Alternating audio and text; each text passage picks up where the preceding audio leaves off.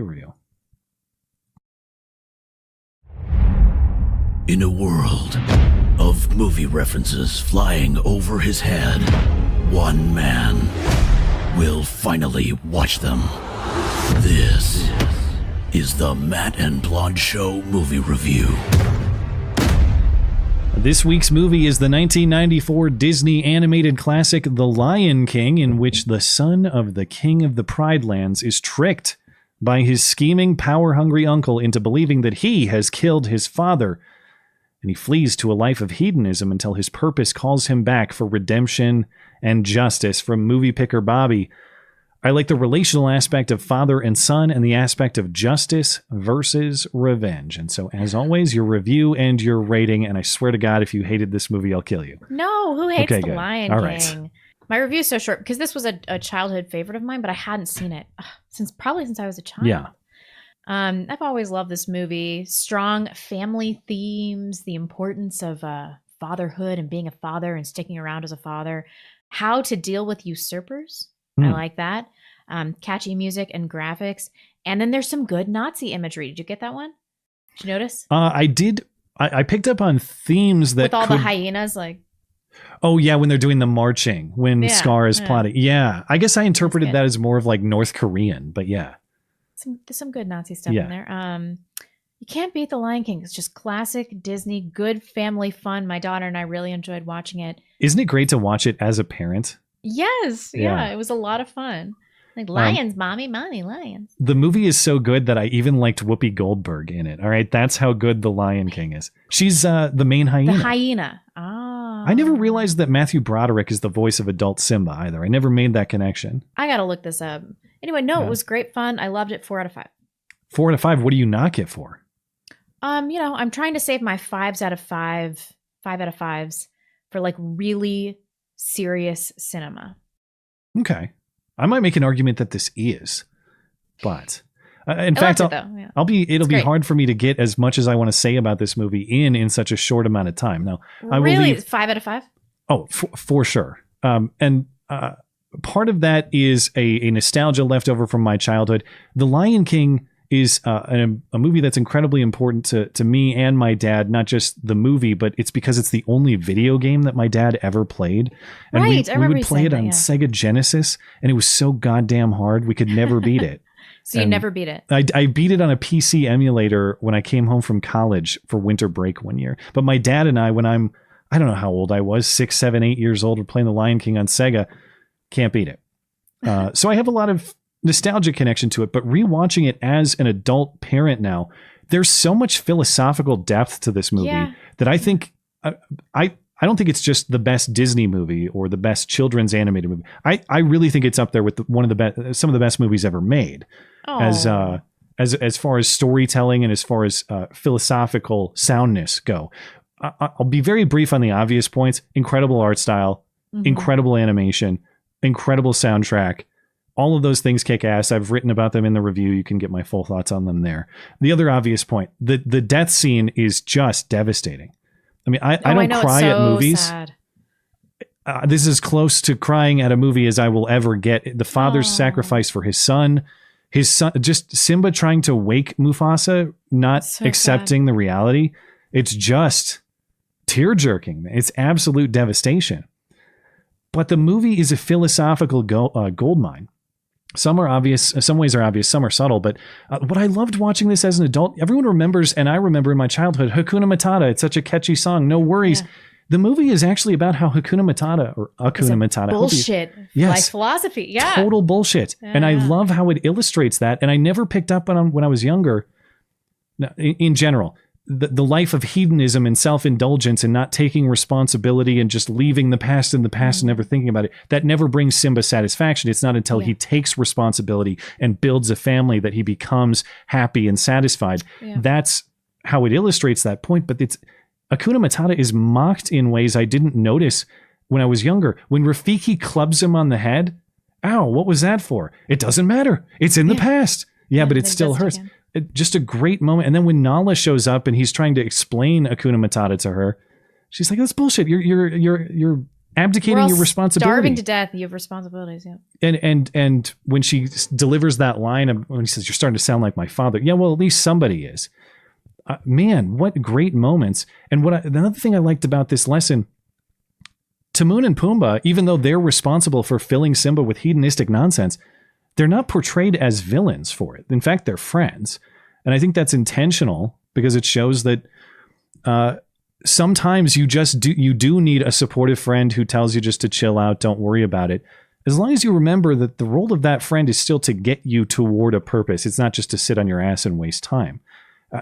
Even though the whole point is illustrating the philosophy is crap, Timon and Pumbaa are still jubilant friends, and I think that's great. You mentioned the importance of fatherhood, and that's obvious. Well, at least I can't say anything more than you said, of course. But what I loved about it too, number one, in today's culture, it's like manhood is mocked or demonized all the time. So I appreciate something that really portrays its importance. But what was great about it is it illustrated the importance of fatherhood, both in the way that the father needs the son and the son needs the father, and the way that the son carries on the father's life and legacy. That's crucially important. But it didn't do it in a way that erased women. You know, it's crucial to notice that Nala shows up. Right. That Simba realizes his purpose through Nala. There's no fatherhood. There are no sons without women. And this movie, I think, illustrates that point very nicely. It's not about erasing women. In fact, women are crucial.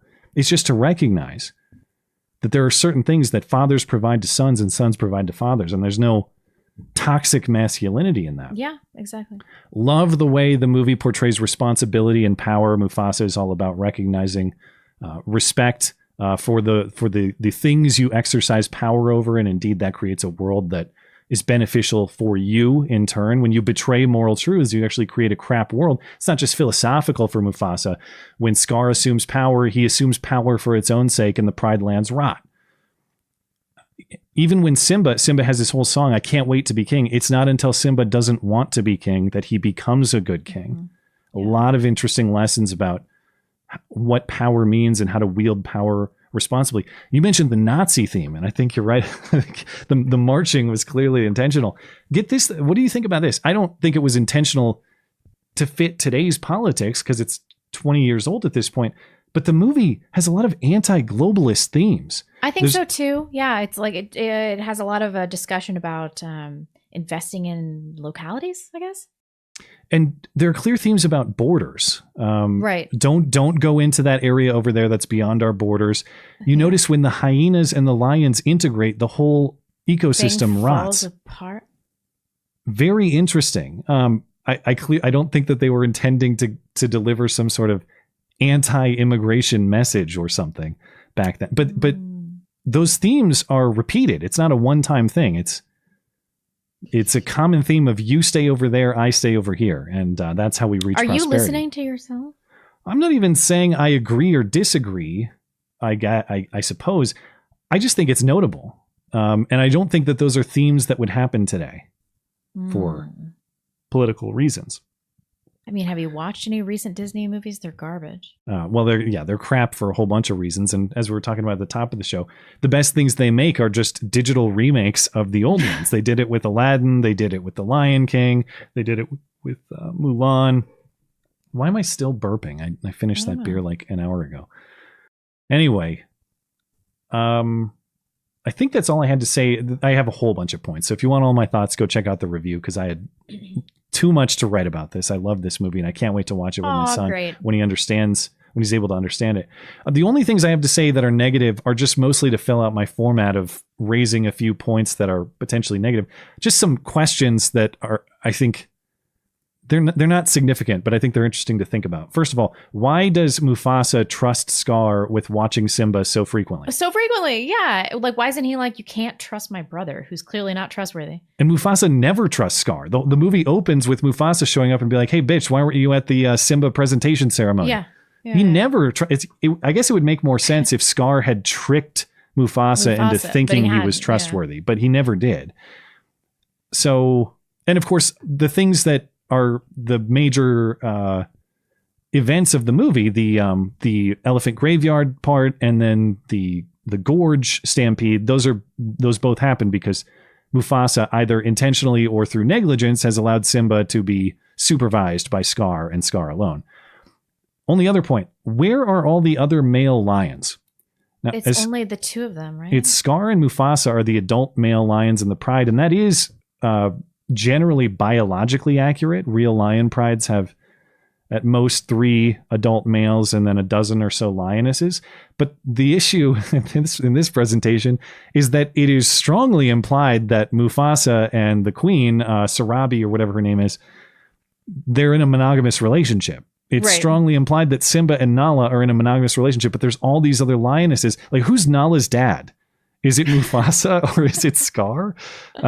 And if so, there's all kinds of like incest problems. And then all They these didn't other want to touch that appropriately. and all these other lionesses. Like, who's slaying all the other lionesses, or are they just celibate? They're just there. I truly didn't think about that. I'm looking at the cast. This is lots of unexpected people. Yeah. Well, and- Zazu, the little bird. yeah.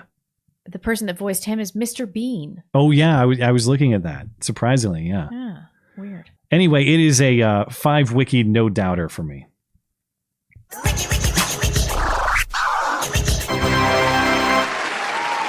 We love you. You're very special. I just think it's an absolute masterpiece in all aspects. I think it's one of the best movies ever made, and I was mistaken in not including this on my list of movie nominees a few weeks ago. As I mentioned, when the time comes that my son is able to understand stories and movies, this one is at the top of the list, so I can't wait. Oh, that's sweet. As far as the audience reaction, if you guys rate it as anything less than, let me refresh here. If you rate it under a 5, then you're dead to me. Oh, wait, I don't want to vote. That's not what I meant to do. Results. It's a strong 5 wiki initial reaction. Almost everybody, fully 3/4 of people give it a 4 or 5 in the early vote here. So, Oh, Jonathan Taylor Thomas was Simba. yeah, that's right. Next week is Training Day, which I know nothing about, other than I'm pretty sure that Denzel Washington N-word meme comes from this movie, I think. So we'll check that out. I don't think I've seen this either. I've never seen it. Ethan Hawke also in this movie. Something about LA crime Oh, and policing. And the remaining movie nominations for July from listener Bobby are Man on Fire, Collateral, Congo, Inside Man, Spectral, Bloodfather, or of course you can reject the list and select a randomly selected top-rated movie instead. What? We just got the funniest super chat. I got to read this now. Knuckle Hunky Buck said, Matt sees a classic animation and he's worried about lion incest. Nice work, Matt. I have to give some negative points. As I wrote in the review, these don't really matter. It's just my format is I have to have some negative points or oddities. So here's what I got. If you can rip the Lion King more than that, have at it. Anyway, as a reminder, if you'd like to read my movie reviews, comment how wrong I am, submit your own rating, vote for the next movie, and sign up for the chance to be the movie nominator for the month. The one and only place to do it is in my weekly movie review column linked in the description and on the homepage of the website. That is mattchristiansenmedia.com.